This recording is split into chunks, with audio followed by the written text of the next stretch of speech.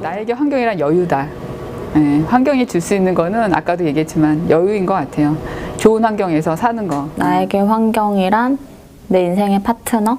나에게 환경이란 내 삶인 것 같아요. 그러니까 내가 이걸 하지 않았다면 어떻게 살았을까 싶어요. 너무 재밌어요. 너무 재밌고 이게 아마 천직인 것 같아요. 제가 쓰레기 운동을 할 줄 어떻게 알았겠습니까? 이름이 미화예요. 7천만 개의 환경에 대한 생각이 있겠죠. 네, 그만큼 다 다를 거예요. 그래서 환경이라는 것이 그 영어 자체가 그런 거죠. 그 맨날 저희가 하는 말인데 영어로는 environment가 되고요. 독일어는 umwelt가 돼서 둘 다 고리라는 뜻이에요. 그래서 환경의 환자도 고리 환자입니다. 그래서 이 환경이 무슨 뜻인지 아는 사람은 아무도 없어요. 또 물어보면. 근데 그 앞에 쓰고 있는 게 고리 환자인데요. 이 고리라는 뜻이겠죠. 독일어는 umwelt, 벨트도 고리라는 뜻이잖아요. 그래서 환경은 고리인데 이게 나를 둘러싸고 있는 환경이 아니라 다른 세상 모든 것들과 연결되어 있는 고리, 이게 다 연결되어 있다라는 거죠.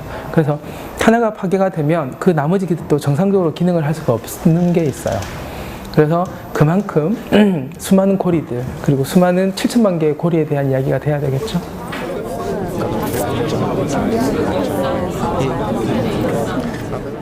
일본을 갈 계획을 세웠었거든요, 이번 방학 때. 근데 방사능 사건이 터졌잖아요, 현재.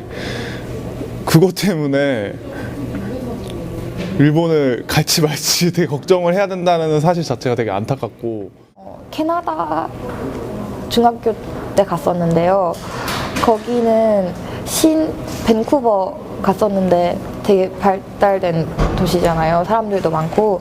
그런데도 불구하고 꼭 막 숨가쁘게 돌아가는 도시 이런 이미지 말고도 뭔가 되게 푸르고 아름다운 도시란 이미지가 더 강해서 한국도 그런 모습을 닮았으면 좋겠다는 생각을 밴쿠버에서 했었던 것 같아요.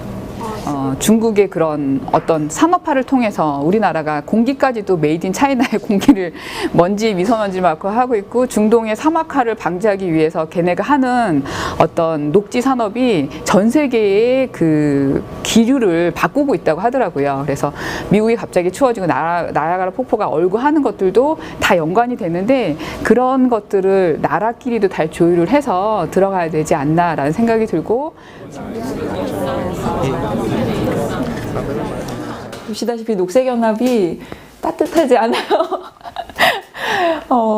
그리고 여름에는 이렇게 저희가 따로 난방을, 여름에 냉방을 위한 냉방 장치가 따로 되어 있지 않고 선풍기만 사용을 하고 있거든요. 겨울에도 물론 바닥에 이제 난방을 하는데 따로 보조 난방을 위한 뭐 그런 전열기를 전혀 사용하고 있지 않아요.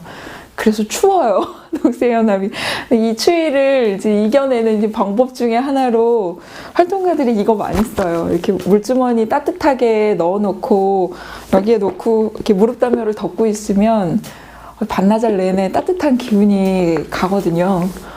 또 이거 계속 재사용할 수도 있고요. 그래서 우리 가정사회에서 가장 가까운 생활에서 의식주부터 검소하게 살다 보면, 특히나 학교에서도 이제 아이들이 하는 얘기를 직접 들어보면 선생님이 그렇게 안 하는데 왜요? 막 이러면서 얘기를 해요. 그럼 선생님도 옆에 계시다가 멋쩍어서 이렇게 웃으시고 그런 경우가 좀 몇 번 있었거든요. 다 같이 실천하려고 하는 그런 자세가 좀 중요한 것 같아요.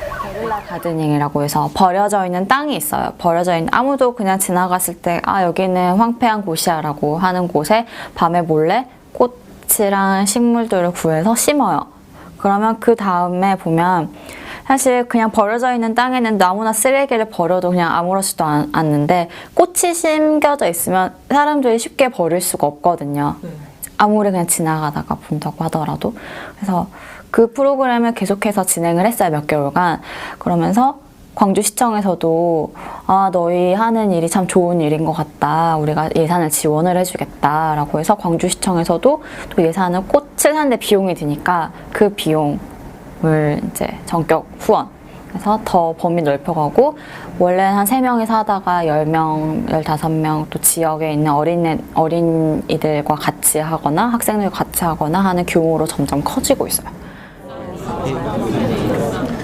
언제 한 번은 아무도 가지 않는 산에서 촬영을 한 적이 있어요. 거기에 폐 건물이 있었는데 거기서 촬영을 했는데 거기다가 다 그냥 버리고 오면 된다고 하시는 거예요. 어차피 아무도 안 오고 나중에 누가 와서 치울 거라고 그러시는 거예요. 근데 아닌 것 같아서 그냥 촬영 끝나면 다 들고 내려왔거든요. 그런 거 할 때 되게 특별히 제가 뭘 주목을 받고 싶어서 한 건 아니었지만 되게 눈총을 많이 받았어요. 그 서울 환경영화제를 시작을 하면서는 뭐 주위에 눈치도 좀 있고 그래서 스스로 이제 없어지게 되는 버릇들이 있습니다. 예를 들어서 물티슈를 제가 항상 많이 썼었는데 물티슈는 이제 안 쓰고요. 정말 특별한 경우가 아니면 쓰지 않고 그냥 들고 다니지도 않고요.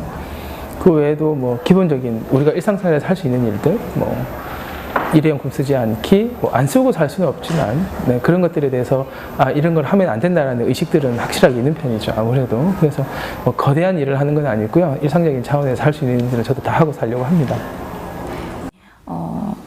환경 문제에 다들 관심은 가지고 있는데 조금씩은 다 관심을 가지고 있잖아요. 근데 그거를 실천을 한다는 게 되게 거룩하고 엄청 큰 일이라고 생각하는 분들이 많으신 것 같아요. 근데 그게 아니라 작은 것에서부터 실천을 하고 그런 시민들이나 회원분들이 인식을 조금 더 올릴 수 있는 그런 일을 하는 게 제가 좀 도움이 되지 않을까, 환경에.